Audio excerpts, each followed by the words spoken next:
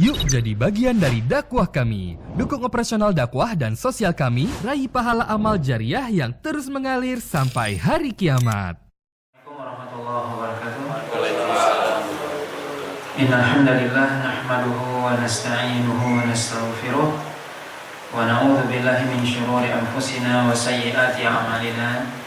May yahdihillahu fala mudilla lahu wa may yudlil fala hadiya lahu. Asyhadu an la ilaha illallah wahdahu la syarika lah wa asyhadu anna Muhammadan abduhu wa rasuluhu alladzi la rasula wa la nabiyya ba'dah. Ya ayyuhalladzina amanu taqullaha haqqa tuqatih wa la tamutunna illa wa antum muslimun. Amma ba'd. Bapak dan Ibu kaum muslimin dan kaum muslimat yang dirahmati oleh Allah Subhanahu wa taala. Alhamdulillah, puji dan syukur senantiasa kita sampaikan kepada Allah Subhanahu wa taala. Karena dengan nikmatnya kita alhamdulillah masih dalam keadaan sehat. Pembahasan kita adalah pembahasan ringkasan kitab Riyadhus Shalihin yang kita lanjutkan bab yang ke-14. Bab yang ke-14 dari pembahasan ringkasan kitab Riyadhus Shalihin, di mana dalam bab yang ke-14 ini yang disebutkan oleh Imam Nawawi rahimahullah ta'ala, firman Allah SWT dalam surah Thaha. Allah SWT berfirman, a'udzu billahi minasyaitonir rajim. Bismillahirrahmanirrahim. Thaha ma anzalna 'alaikal qur'ana litashqa. Yaitu Thaha, Allah SWT mengatakan, Allah SWT tidak menurunkan Al-Quran kepada engkau wahai Muhammad agar engkau menjadi susah. Jadi Allah SWT menurunkan Al-Quran tidak menjadikan orang susah, tapi menjadikan orang mudah. Ya, bab ke-14 ini judulnya adalah bab al-iqtisad fi ta'ah. Artinya ya, al-iqtisad fi ta'ah artinya pertengahan dalam melakukan ketaatan. Pertengahan, maksudnya pertengahan bagaimana? Ya, seorang tidak boleh berlebihan. Nanti akan disebutkan ya, hadis-hadis bahwasanya kita dalam melakukan ketaatan ibadah kepada Allah juga tidak boleh berlebihan, yang itu misalnya di luar batas kemampuan. Sebagian orang ada dia semangat beribadah, atau lagi semangatnya dia sampai di luar kemampuan dia, atau menyusahkan diri. Itu tidak dibolehkan. Maka disebutkan dalam bab ini ayat pertama dan kedua dari surah Thaha, Allah katakan ma anzalna 'alaikal qur'ana litashqa. Allah SWT tidak menurunkan Al-Qur'an ini supaya Anda susah, tidak. Di Al-Qur'an diturunkan, tentunya dalam Al-Qur'an apa? Di dalamnya ada perintah, ada larangan. Perintah untuk beribadah kepada Allah SWT. Di mana perintah tersebut tidak untuk membuat Anda susah, tapi justru Al-Qur'an itu diturunkan membuat manusia menjadi yang mudah dalam beragama, dalam dia beribadah kepada Allah SWT. Allah kata, ma yuridullahu bikum min haraj, yuridullahu bikumul yusra. Yaitu Allah SWT menginginkan kepada Anda kemudahan, tidak menginginkan kesusahan. Dan memang sudah pernah kita sebutkan bahwasanya salah satu ciri dari agama Islam dan salah satu karakteristik Islam adalah memberikan kemudahan kepada umat, tidak melakukan atau memberatkan. Allah SWT dalam Rasulnya tidak suka memberatkan, tapi memberikan kemudahan. Makanya dalam ayat selanjutnya disebutkan yuridullahu bikumul yusra wala yuridu bikumul usra. Dalam surah Al-Baqarah ayat 185, Allah SWT menginginkan kepada Anda kemudahan dan tidak menginginkan kepada Anda kesusahan, kesulitan. Jadi Allah dan Rasulnya ingin kita itu mudah dalam beribadah, dalam melakukan ketaatan, dalam kehidupan kita. Makanya kalau kita perhatikan, syariat Islam itu mudah, ringan, tidak berat jika dibandingkan dengan umat-umat terdahulu. Syariat umat terdahulu itu berat, lebih susah. Tapi kita itu lebih mudah dan ringan. Maka Allah SWT katakan yuridullahu bikumul yusra wa la yuridu bikumul usra. Allah SWT menginginkan kepada Anda kemudahan dan tidak menginginkan kepada Anda kesusahan. Ya, seorang kalau dia sholat nggak bisa berdiri karena sakit, ya silakan duduk, atau kalau nggak bisa duduk berbaring. Seorang misalnya tidak bisa berpuasa, misalnya mungkin dia sakit atau dalam perjalanan, boleh dia berbuka tapi dia ganti pada hari yang lain. Ini bentuk kemudahan yang Allah berikan kepada syariat. Maka syariat tidak saklek, tapi lebih dinamis dan elastis, di mana Allah SWT menginginkan kepada kita kemudahan. Kemudian di sini disebutkan, dalam bab ini disebutkan beberapa hadis. Pertama, hadis Aisyah radhiyallahu taala anha, anna Nabi sallallahu alaihi wasallam dakhala 'alaiha wa 'indaha imra'atun, qalat man hadhihi, qalat hadhihi fulana tadhkuru min salatiha, qala ma 'alaikum bima tutiqun, fa wallahi la yamallu Allahu hatta tamallu, wa kana ahabbu ad-din ilaihi ma dama sahibuhu alaihi. Muttafaqun alaih. Hadis ini diriwayatkan oleh Imam Bukhari dan Muslim dari ibunda kita Aisyah radhiyallahu taala anha, bahwasanya beliau menceritakan suatu hari Rasulullah datang pulang dari masjid. Ini Aisyah yang bercerita. Suatu hari Nabi pulang dari masjid, disebutkan dalam riwayat pulang dari sholat subuh, atau dalam riwayat ini disebutkan secara umum saja pulang dari masjid, tapi nggak disebutkan sholat apa. Dalam riwayat yang lain ada disebutkan pulang dari sholat subuh, tapi riwayat ini disebutkan umum, ya. Pulang dari sholat, kemudian Nabi masuk ke rumahnya, kemudian Nabi mendapati ada seorang di rumah beliau, seorang wanita. Kemudian Nabi bertanya, siapa ini? Kemudian Aisyah mengatakan si fulana, nggak disebutkan namanya, fulana, si fulan. Lagi ngapain? Tadhkuru min sholatiha, lagi zikir setelah sholat. Jadi bayangkan Nabi sudah selesai sholat, terus pulang masih dia berzikir. Itu di situ kata kuncinya. Kata Nabi apa? Alaikum ma tutiqun, hendaknya kalian melakukan sesuatu yang kalian mampu lakukan. Demi Allah, tidaklah Allah itu merasa bosan sampai kalian bosan. Dan sesungguhnya Allah SWT menginginkan dari amalan seorang yang senantiasa, hamba itu senantiasa melakukannya rutin, walaupun itu sedikit.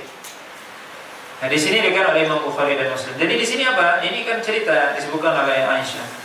Nabi pulang dari sholat, dari masjid. Kita bisa bayangkan Nabi udah sholat, berarti berzikir di masjid sudah.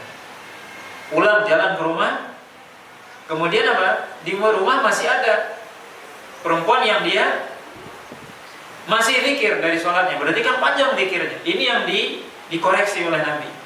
Kenapa lama banget? Nabi aja udah selesai zikirnya, ini kok panjang banget zikirnya. Kata Nabi apa? Hendaknya kalian berzikir itu ya sesuai dengan kemampuan kalian. Artinya baca zikir yang sudah diajarkan. Insya Allah zikir yang diajarkan nggak panjang. Kita misalnya zikir habis sholat istighfar 3 kali, Allahumma antas salam wa minkas salam. Kemudian kita tasbih ya 33, subhanallah alhamdulillah, subhanallah 33, alhamdulillah 33, Allahu akbar 33 atau 34. Kemudian baca ayat kursi 30, selesai. Nah, ini jadi yang di cerita di sini apa? Pelajarannya gimana? Nabi udah pulang dari masjid, sudah selesai. Ya, kita bisa bayangkan Nabi itu kalau zikir gimana? Pasti sempurna tentunya. Cuman ini perempuan masih tidak disebutkan siapa. Dalam riwayat yang lain disebutkan yaitu Ummu Salamah, istri Nabi sendiri, yang beliau berzikir. Pernah Nabi pulang juga dari masjid, kemudian matahari sudah tinggi, Ummu Salamah masih di tempat sholatnya. Kemudian Nabi tanya, kamu lagi berzikir? Dari sejak sholat subuh tadi sampai matahari sudah naik masih berzikir. Berarti panjang zikirnya. Apa yang dia baca? Kemudian Nabi SAW mengajarkan zikir yang singkat dan padat. Memang kita lihat bagaimana Islam itu mengajarkan sesuatu yang tidak sulit. Doa, kalau kita lihat Nabi mengajarkan kepada kita doa yang ringkas, singkat, padat, tidak panjang-panjang. Karena orang kita lihat panjang doanya. Sebenarnya yang diajarkan oleh Nabi itu hanya singkat aja, cuma tambahannya ini yang kadang panjang. Itulah kita kata. Dalam syariat sebenarnya pendek, singkat, dan sudah mencakup. Cuman kita kadang kayaknya tidak afdol, kayaknya enggak mantap kalau enggak panjang niat. Nah, itu kadang kita yang menyusahkan diri kita. Ini yang dikoreksi oleh Nabi SAW. Ini kok lama banget nih zikirnya. Yang dikhawatirkan apa oleh Nabi? Orang kalau dia lama berzikir terus, nah itu seberapa lama dia mampu seperti itu? Dia nanti akan bosan. Makanya coba kita lihat syariat kita, coba sholat subuh 2 rakaat, kalau zuhur 4 rakaat, kemudian sholat asar, maghrib, isya, ada jeda. Artinya apa? Tidak mungkin kita terus. Maka Islam nggak seperti syariat umat terdahulu, orang-orang ahlul kitab Yahudi Nasrani yang mereka harus.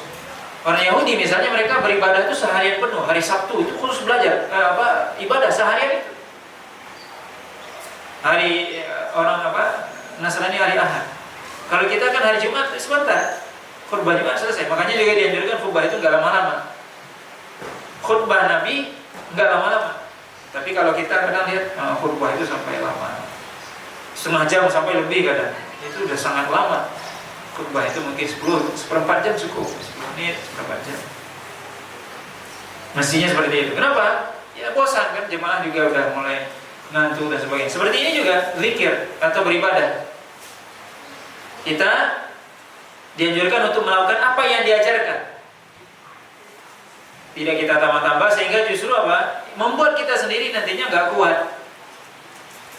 Makanya kalau kita mengikuti apa yang diajarkan oleh Nabi saja, mencukupkan dengan itu, maka insya Allah kita tidak akan bosan. Sebab ada orang yang dia seperti kita sebutkan tadi, dia banyak beribadah, tapi dia mungkin sepekan ini dia sangat giat, pekan besok nggak datang lagi ke masjid. Pekan ini dia mungkin dia rajin ke masjid, paling duluan datang ke masjid, kemudian habis sholat ngaji panjang di masjid.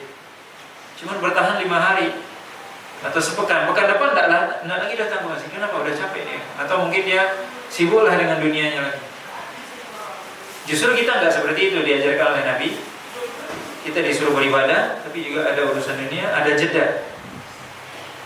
Ibaratnya kalau kita bekerja kan ada istirahatnya. Supaya apa? Setelah istirahat kita semangat lagi. Tapi kalau kita terus monoton itu nggak, capek. Akhirnya bosan. Kenapa ini? Jadi kenapa? Coba kita lihat, kita saja ada hari libur kan, apa faedahnya kita refreshing kan, refresh untuk ketika libur itu, supaya nanti kalau pas hari kerja semangat lagi. Coba kalau tiap hari kerja gitu, bosan. Sebab apa? Ya kita manusia punya keterbatasan kemampuan. Nggak mungkin jiwa kita terus monoton dan enggak, perlu namanya tarwih, perlu selingan. Nah ada orang yang enggak seperti itu, yang dia pengen. Nah itu yang dilarang oleh Nabi SAW. Yang ditakutkan apa? Dia nanti terputus. Jadi ibaratnya kalau melakukan suatu amalan, istilahnya itu ngejos awalnya, langsung dia semangatnya 45, ntar juga nggak bertahan lama biasanya. Tapi coba pertengahan, makanya judul bab ini al-iktisab itu artinya dalam ketaatan itu pertengahan. Nggak boleh berlebihan terlalu ngejos juga, nggak boleh juga terlalu malas juga, nggak boleh, nggak pernah masjid juga, nggak, tapi pertengahan dalam hal ini.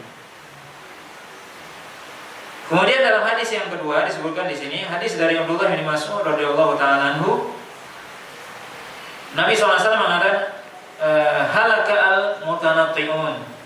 Beliau mengulangnya 3 kali. Nah di sini diriwayatkan oleh Imam Muslim. Apa artinya halaka? Ya, celaka. Orang yang mutanati itu orang yang memberatkan dirinya. Makanya sekali lagi kita katakan, agama itu mudah, gampang. Jangan kita memberatkan diri, tapi juga tidak digampang-gampangkan. Sudah, lakukan apa yang sesuai dengan apa yang dianjurkan atau diperintahkan. Tidak ditambah, tidak dikurang. Tapi kalau kita menambah-nambah sesuatu yang sebenarnya tidak disyariatkan, justru kita akan celaka sendiri, kita akan capek sendiri. Kemudian hadis selanjutnya Nabi katakan, hadis Abu Hurairah, yang diriwayatkan oleh Imam Bukhari, inna dina yusrun, sungguhnya agama ini mudah, kata Nabi. Wala yushadda ad-din ahadun illa ghalabahu, tidaklah ada seorang yang dia ingin menyusahkan diri dalam agama ini kecuali dia akan kalah sendiri. Dia ingin menyusahkan diri dalam agama ini, dia akan kalah sendiri. Dia kalah dalam arti apa? Dia meninggalkan peribadatan ini. Dia pengen beribadah dengan ini, tapi akhirnya dia karena berlebihan, akhirnya dia tinggalkan sama sekali. Jadi ibaratnya dia terlalu, akhirnya apa? Jadi kalau over itu kan akhirnya apa? Ditinggalkan sudah. Nabi mengatakan fasaddidu wa qaribu, artinya saddidu ya lakukan sesuai apa yang diperintahkan. Saddidu artinya sesuai dengan yang benar. Apa yang Nabi perintahkan ya sudah lakukan itu. Kita suruh berzikir 33 aja. Ada orang yang zikirnya sampai 100, 1000. Bukan dilarang, tapi apa? Kalau mampu nggak apa-apa, tapi kalau kita belum mampu nggak usah. Toh juga yang disuruh zikir bertasbih habis salat berapa? 33. Alhamdulillah 33. Allah Akbar 30 cukup. Wah, kayaknya kurang afdal nih. 33. Kenapa pula ganjil? Saya 100 baik. Dimulainya sehari ini 100, besok 100. Sepekan cuman setelah itu nggak zikir lagi dia sudah. Coba gimana? Kan nggak bagus. Mending dia sudah 33 tapi terus dilakukan, tidak pernah berhenti. Bagaimana seorang, tadi disebutkan dalam hadis sebelumnya, Allah itu mencintai orang yang senantiasa menjaga amalannya, continue menjaga amalannya. Lebih baik daripada orang yang melakukan suatu amalan besar tapi setelah itu enggak lagi. Baca Al-Quran misalnya, malam ini saya mau membaca 1 juz kan. Besok apa? Enggak buka Al-Quran lagi, sebulan enggak buka Al-Quran. Setelah dia 1 malam baca 1 juz 1 malam, setelah itu sepekan setelah itu nggak buka Al-Quran lagi sama sekali. Itu kan nggak bagus. Lebih baik kita baca 1 halaman malam ini, besok 1 halaman, terus setiap mau tidur 1 halaman, bagus, nggak apa-apa. Tapi continue, itu yang lebih dicintai oleh Allah daripada malam ini 1 juz, sepekan setelahnya, selama sepekan nggak baca Al-Quran lagi, nggak bagus. Malam ini setengah halaman atau setengah, besok lagi, udah itu lebih bagus. Maka ini tabiat agama kita yang harus kita pahami dengan baik. Ciri agama kita. Kata Nabi, fasaddidu, lakukan hal yang benar, wa qaribu, dan dekati.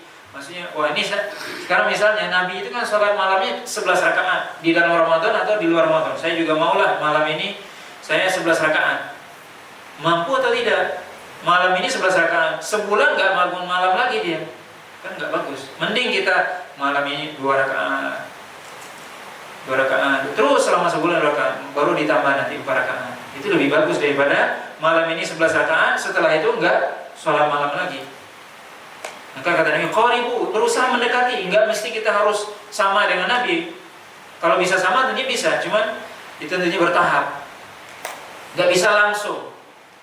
Bisa langsung kita mendengar hadis Nabi itu misalnya, kita mendengar hadis ini langsung kita mau amalkan. Nabi itu sholat malam 11 rakaat, sudah kita malam ini juga harus 11 rakaat sebagai apa? Bentuk cinta sama Nabi.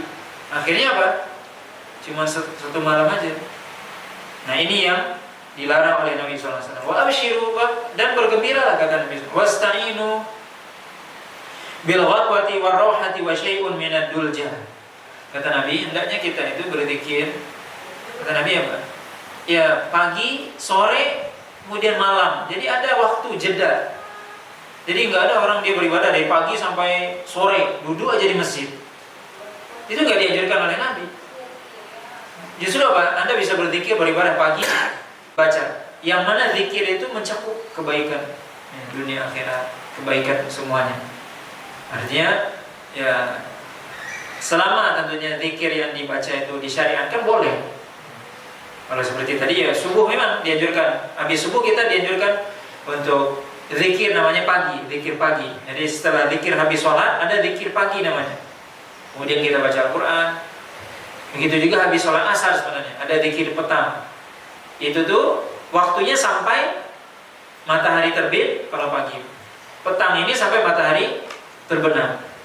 Dan memang zikir itu juga memang lebih utama di masjid.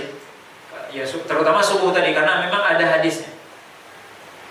Tapi juga berzikir itu ibadah yang tidak ditentukan waktunya dan juga tempatnya dan bahkan juga keadaannya. Zikir kita nggak mesti kita dalam keadaan berwudu, walaupun lebih sempurna berwudu. Tapi kalau kita wudunya batal, bolehlah kita berzikir, boleh.